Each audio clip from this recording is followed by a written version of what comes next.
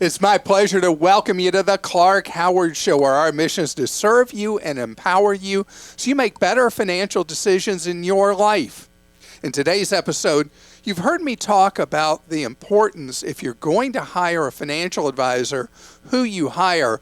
Well, there's evidence all the time, including some I'll share with you now, how important it is to know who you're hiring and, more important, why you're hiring that person or firm.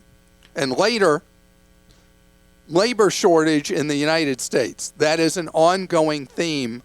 Actually, it's not just in the United States, because so many countries in the world have an aging population. And so it's going to lead to whole new ways of doing things. And I'm seeing them at places I go all the time. I'm going to share with you where it looks like we're headed in the labor force over the next few years and what it means for you and your paycheck. So every week, I see several stories about someone in the financial advice business who cheated clients out of all their life savings, blah, blah, blah. And Barron's Magazine, which is written for the finance industry and for people who work in it, has a section where they write about what's going on with advisors, and every issue, it'll be about somebody going to prison for stealing their investors' money. And I want to first start there and then talk about, what about somebody who's not stealing your money, but instead the way they do business effectively greatly reduces your future financial strength. So there's a core theme. Like here I've got one with a financial advisor in Ohio who fleeced investors around the country. He's going to prison for 22 years, ran a Ponzi scheme, and he told people that they were going to make this big return on their money and that there was zero risk. Okay, so those two things, guaranteed return, no risk, great returns, over and over and over again. When I read the things about where people have been prosecuted, they're going to prison for having stolen from their clients, it is repeatedly where they promise people wealth without any risk. And that's what I want you to keep in your head with any investment. I think about the frenzy we had with the people who were barraging us with questions about the latest new crypto back in 20 and 21. And by the way, we're not hearing from the crypto crowd these days because, well, we know how that played out. And some of the cryptos were completely bogus. Others were just speculative holdings. And I will repeat very briefly, the underlying architecture of crypto has real, useful, real-world applications. And as electronic money matures, you'll see the benefits of that. But we've been in the Wild West phase, and that led to a lot of con artists, theft, criminal activity. And just remember, when people promise you the shortcut, you know, you don't have to have all these years. You're going to have all this wealth like that. I mean, you're just going to blink and you're going to have all that wealth. And that's when you know to be careful. Somebody who says, "Oh, I've got this information that's going to be very valuable to you. You're going to make all this money." So remember this: if somebody really had some kind of extra inside scoop, and they could make a zillion, why would they share it with you? They wouldn't, right? They wouldn't. And so know that I could give example after example after example of people who promised you're going to make, in this private placement, you're going to make all this money. Or we have these promissory notes for you. Or anything like that where they're promising an enormous return. That's when you know you've got to really be back on your heels and be skeptical. Now let's move to the fuzzy area that is so hard for people with, as I shared with you a couple of months ago, there are a couple of hundred different sets of initials that people are using in the financial industry, holding themselves out as some kind of expert. And so you're busy with your life. This may not be an area that holds a lot of interest to you. You may be intimidated by it.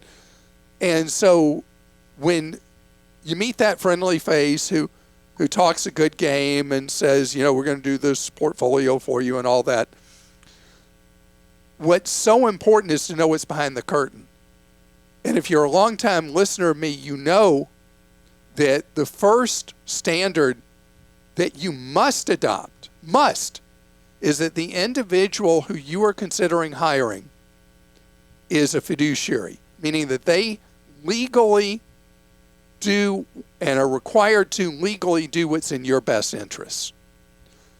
Most people out there that are holding themselves out as a financial advisor, expert, whatever, investment, whatever, they will not enter into a legally binding fiduciary agreement with you because they are selling products in the guise of providing advice and financial planning that the products have embedded in them very, very high fees and commissions.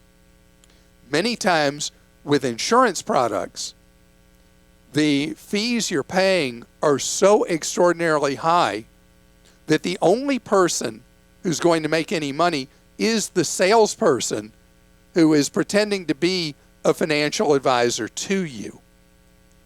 But if you hire a fiduciary, you will be paying him or her for his or her advice. It'll be a clear fee you're paying. They will tell you how the fee is set. And then they are duty-bound legally to advise you on things and a strategy for your future that will get you where you want to go if you put in the money that you would have to put in to meet that plan. Now, just because somebody is fully above board and is a fiduciary, you have to think of it like anything else.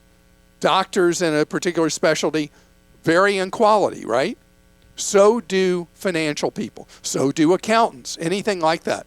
So the first standard, and that's why it's the must, it's mandatory, is that you only consider people who are fiduciaries, and then you interview people to see who's best. And for you, and who you click with, and who is asking the right questions and listening to you. Very important they're listening to you, because it's not about picking this fund or that stock or the other stock or this ETF. It's about, what are your goals? What are you trying to accomplish? When do you want to do it? What's your family situation? A holistic approach to you achieving what you want to do. If it's just about picking investments, you don't need any human, at least as you're kicking off on saving money. You can use any of the robos that are available from the discount brokers or robo-advisors like Betterment or Wealthfront and build a portfolio. The reason you hire a financial person is not to pick investments and build a portfolio. You hire them as part of planning your goals, your future, your life at various phases of it. And if you hire methodically, and we have a guide to how to pick a fiduciary, if you follow the process and interview people and hire right, and you live up to your part of it by how you're living your life and living on less than what you make, then that individual will be your partner in meeting your goals. You don't want somebody who takes you for a great steak dinner. I mean, in yesterday's mail, I had a mailer that was offering me a free steak dinner at Ruth's Chris. And I love the 400-degree plate and the sizzle of that steak on it. But it would be the most expensive free steak I ever ate if I went and did business with the salesperson pitching the free dinner. I think you should go. Get the free dinner. No. They'll see you and they'll feel sick. I've gotten thrown out before Yeah. of things I've gone to. I mean, they invited you. Yeah. All right, we'll go to some questions. This one's from Andy in Vermont. Why are all the streaming services updating their subscriber agreements? I recently received emails from Roku, Peacock, and Hulu that they're updating their subscriber agreements. Is there some underlying reason they would all change around the same time, or is it just a coincidence? So first of all, a lot of the streaming services right now are trying to aggregate. A lot of the change in terms of services are because what they're trying to do now, the public is really confused. Consumers are really confused. Like, okay, so I got this stream, but I want that show and I want this.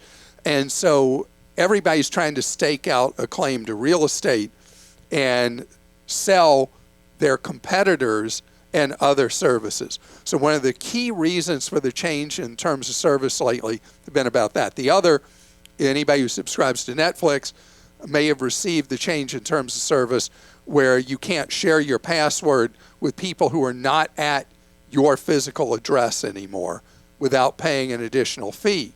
And so there's a lot of tumult in it, and that's what it's about.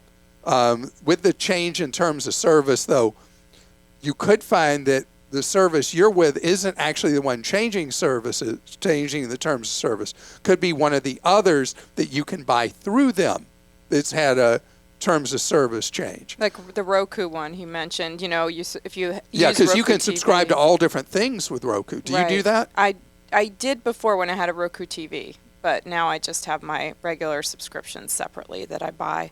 Did you go to Amazon Fire, or what are you doing? No, I just have stream? individual subscriptions, and I have a smart TV that I can add the apps to. So you're I just using do it like that way. Samsung Smart TV Sony or one. Sony Smart TV. And are you happy with their smart functions like you were with Roku? Yeah, I really like it. I feel like it's I actually like it better. So I'm very Interesting. happy with it. But I think they all are pretty good. I didn't love LG's. I had a small LG, and I wasn't happy with that. But they could have changed it by now. Hulu also just recently increased prices in October, so that could have also been the Hulu email. Yeah, there are so many price increases. Sling is increasing their prices. They're going up they're pricing themselves below the other streaming services, but still going up significantly. Because originally, if I remember, the base Sling was $20 a month, and now the base is going to be $40 a month. But Wow. Not all in one jump. It's been stepping up over time. And Peacock decreased charges recently. They're what you pay for that. So Well, because Peacock has had a really hard time establishing mind space with people that they should subscribe to it or keep it. So they're trying to find what's the sweet spot that will get people to actually take up Peacock, because they have not been able to establish themselves. And they just added streaming the Hallmark Channel in time for all the holiday movies, which some of us enjoy watching. So Are you big into that? it's fun. I love sitting there and chilling and watching it with a cup of coffee by the fire, as a stereotype that I am. And what is your favorite Christmas movie? Oh, well, the Hallmark movies they're all very similar, so I wouldn't say one of those. I actually Love Actually is one of my favorite movies of all time, and it's kind of a Christmas Called movie. what? Love Actually. Oh, because Lane's favorite is an old Jimmy Stewart movie, It's a Wonderful Life. Oh, well, that's a classic. All right, we'll get to some more questions. Matt in South Carolina says, I was getting quotes from contractors to get some trees and limbs removed. The next thing I know, my wife got a call from one of them saying the job was done. We never signed a contract for the work or scheduled anything. Perhaps the quote guy misunderstood that all we wanted was a quote. The last communication we received from the boss was, if you would like to move forward, I can send over our insurance info and get you scheduled in 1 week. We never responded because we were getting other quotes. I suspect the quote guy and the boss guy were not communicating, and the quote guy just scheduled the job. I don't know. I've contacted Consumer Affairs and the police department for advice. They said I could get sued if I don't pay. The tree company offered to reduce the price for the miscommunication, but do I owe them if I never decided I wanted to move forward? So we've had situations like this of various scenarios over the years. And this goes all the way back to English common law. And as a general rule, you are liable for improvements done to your property. And it is a terrible problem over the years, because invited these people onto your property to give an estimate. You did not hire them to do the work. I assume you still have the electronic trail showing that you had not hired them. So the work was done, and yes, it could get to be a legal mess. They can file a lien against your property, which doesn't mean anything unless you're planning to sell, do a refinance, anything like that in the next while, because all that does is that gives them an opportunity later to sue you. In the meantime, messes you up. So in the conversations I've had with construction attorneys about this situation, what I have heard repeatedly is, as unfair as it is, the best thing to do is try to cut a deal and pay a reduced rate and be done with it, which does not sound like that's fair at all. In fact, that's in the Life's Not Fair department. Or you could hang tough and see how it plays out. But the work was done, not by somebody you authorized, but the work has been done. And that's why cutting a deal that is at a price that feels fair to you in an unfair situation is likely the best answer. Horrible. You're shaking your head at me like you can't believe I'm saying that. It could be a scam. I mean, it's really bad that I hope they did a good job at least. But it was interesting because the advice that you got from both organizations was correct. Even though they're in the wrong, you can be sued by the company. And that's why if the deal is reasonable enough or you counter with the deal that feels reasonable to you, it's best to wash your hands of the situation. Up next, the labor market. How companies are starting to innovate because of the shortages and at times unreliable supply of labor. So here we are in polling where in some polls, depending on how the question's asked, people tell pollsters that we're already in a recession in the United States. And it's an unusual situation because there's been no recession I can recall where there are severe labor shortages like we continue to have now with 10 million unfilled jobs. But if you look at the demographics in the United States, the reasons for labor shortage are clear. And they may have been magnified through the COVID cycle where people reevaluated their lives. A lot of older workers said, hey, I'm out of here. And some have come back, others have not. But we've been in a demographic time bomb for a while. And the labor shortages predate the COVID cycle. And they are going to continue because we're an aging population. Historically, in recent years, we have gotten younger workers through immigration, both legal and illegal. And as a country, we have no consensus on immigration at all. The political parties are completely divided. We have had no effective strategy for dealing with illegal immigration in the United States. And so we are at stalemate as to whether or not we're going to use foreign-born workers either as contract or temporary or anything like that to deal with the shortage of younger workers that fill so many of the service jobs that are empty. I mean, you talk to people in industries and they'll tell you how hard it is to find workers. I was in a hotel in Southern California last month, and there was a thing that was handed to me when I checked in that was a card that was about how housekeeping works at the hotel. And the card was basically, there is no housekeeping if your stay is 5 nights or less, unless you request it, and that if they can accommodate you, they would do a visit to your room. You can come to the desk and get fresh towels and things like that. And the room that I was in was clean, but it was missing supplies. There was no facial tissue in there. there was only one towel instead of what should have been four. And so I had to go out and get stuff like that. And the worker shortage in restaurants. I was at normally I don't get to eat at fancy restaurants, but I got to eat a fancy restaurant meal the other day. And they are so short-staffed at this pretty high-ticket restaurant that they have a barcode there to pay your bill when you're done, because the servers are so busy and they're dealing with so many more tables than normal that they can't even afford the time to come and bring you your bill when you're done. When you're done, you just barcode, you get up, you pay, you get up, and you leave. And the automation behind the scenes in the kitchen is going to increase so much. I can tell you from my visits over the years to CES, what used to be the Consumer Electronics Show, but now so much of what's being shown at CES is business-to-business electronics for automating all kinds of things on the factory floor, in the restaurant, in the laundry.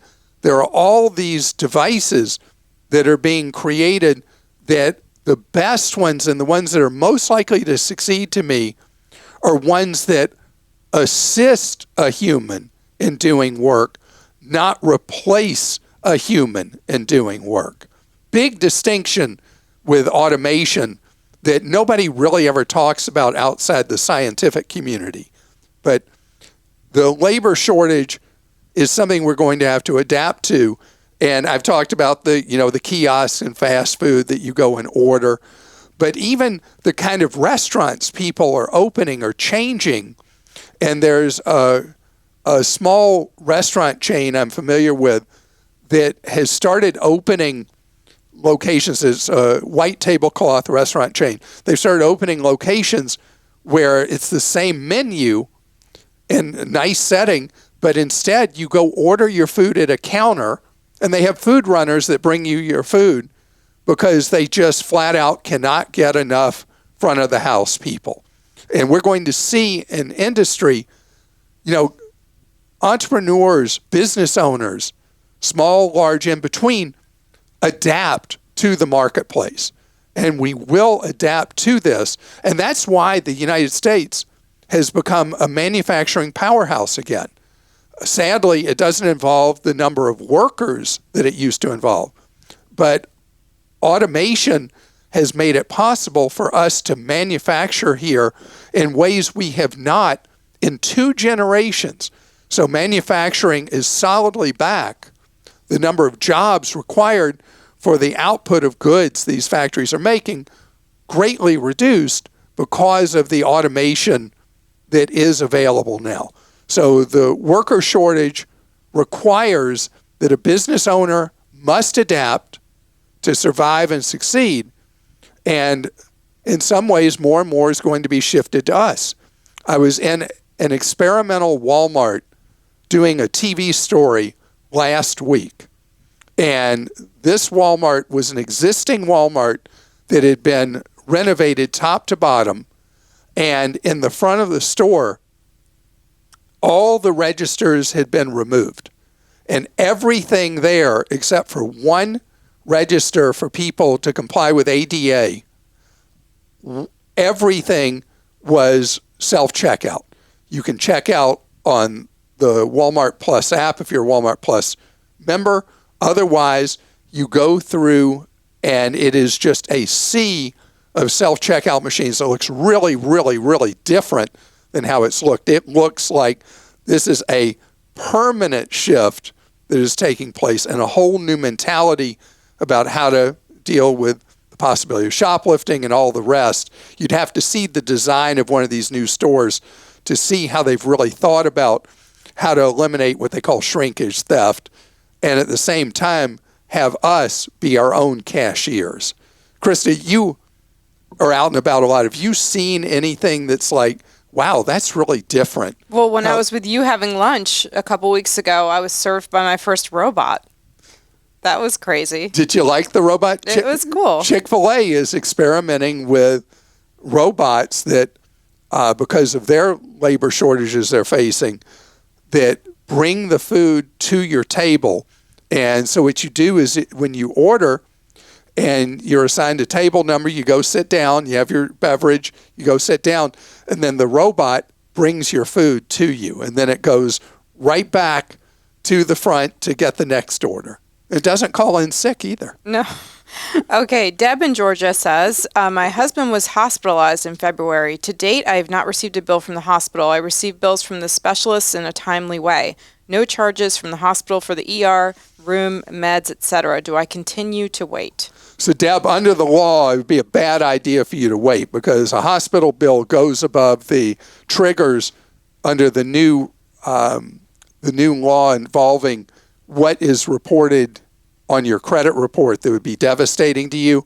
So call the hospital billing office, send them an email as well. Show that you have done your due diligence to try to get a bill from the hospital, because hospital bills don't get better with time. They only get worse. If you have insurance, your insurance company is a lot more helpful to you when they're billed earlier rather than later.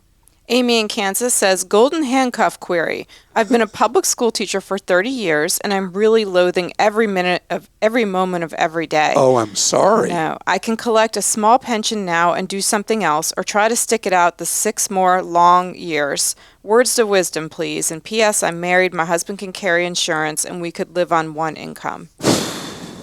Life's too short to be miserable, Amy. And the hard thing here is that pensions, there are only 15%, I think, of American workers have any form of pension anymore. But pensions tend to be heavily backloaded towards the end of the years required to boost a pension. So those 6 years would make a massive difference. 6 years, though, is forever if you're in a job that you just hate getting up in the morning and going to. So quality of life versus money. If you and your husband are comfortable, confident that you will be okay financially going forward, if you bag teaching after this school year, I would move on. Money is not everything. And if you have enough financial security, money definitely is not what should drive your decision. And Sal in Florida says, I heard your podcast recently on how you advise to never ever go into a dealership, but I thought pretty much every dealership has gone to the no haggle policy. So if a car is $30,000 online, how are you going to pay thousands more if you go in person? In addition, my wife absolutely needs to ride in it to see if it's comfortable. How do you handle that? Okay, so glad you asked this, Sal. Very few dealers have gone to fixed prices. Very few. It's a big part of the used car market because of CarMax and the struggling Carvana.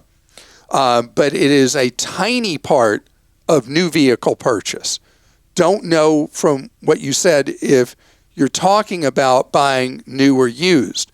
If you're buying new, all the games still exist. Dealers are still doing the grind like they did before. The grind is when they all brag about how they ripped off this one, that one, or the other one.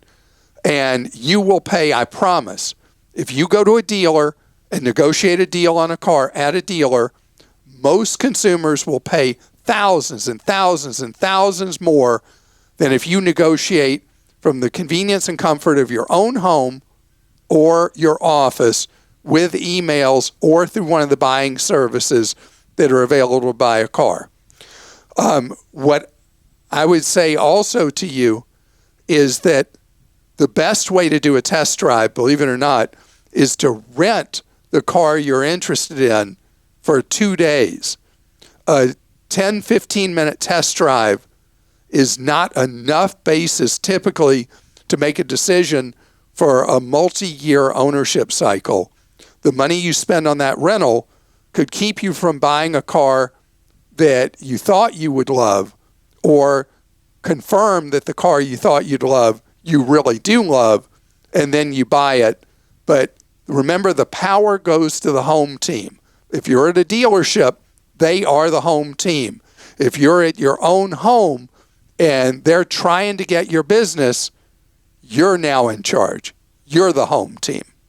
Probably easiest to do something like that, a rental through Turo, don't you think, to get the specific car you're looking at? Very good idea. Edward in North Turo. Yes, Turo. Edward in North Carolina says, Clark, you're a person who has traveled many places. I know you love the good old USA, but if you had a choice to live anywhere outside the United States, where would that be and why?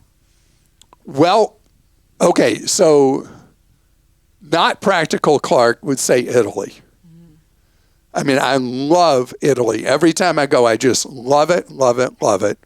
Italy is always in some amount of disruption and chaos, and it's not the easiest place to live permanently, and to buy property there is just a nightmare. So my second choice, that would be the more practical one, that's a great place to live and would be more affordable, Portugal. Although I find Portuguese a very difficult language to learn. But Portugal is outstanding. It's one of the safest countries anywhere. And the Portuguese people are wonderful. The Italian people are wonderful. But if I were to tip the balance, it would be Portugal. Now, an honorable mention would be Thailand. But it gets a little hot, gets a little rainy part of the year. But the Thai people and the country that I've had the privilege of going to several times in my life, what a great place. But if you ask my kids, there's one place and one place only they'd want to live in the world, outside the United States. Where? You ever heard them talk about it? No. Australia. Oh, yeah. Yeah, they just love Australia. I took my 3 kids to Australia, and they had the best time. So, I mean, and everybody can have their own personal list. But most practical of all, Portugal, and they have a path to long-term residency for Americans that is not that convoluted if you'd like to be able to stay there a good long while. So I want to thank you for listening today, and I hope that you've signed up for our Clark Deals newsletter. You know what Clark Deals is? It's where we do not waste your time. We post deals that we believe in our head and our heart are good deals for you up to the minute. And the shoes I'm wearing right now, they were on Clark Deals. Nice. These Sauconys, $39 when I got them. And so when you're looking for a way to save money on the stuff you need, the stuff you want, the stuff you're going to buy, we got it for you at Clark Deals. And our newsletters, you can see at clark.com/newsletters. And Clark Deals is clarkdeals.com.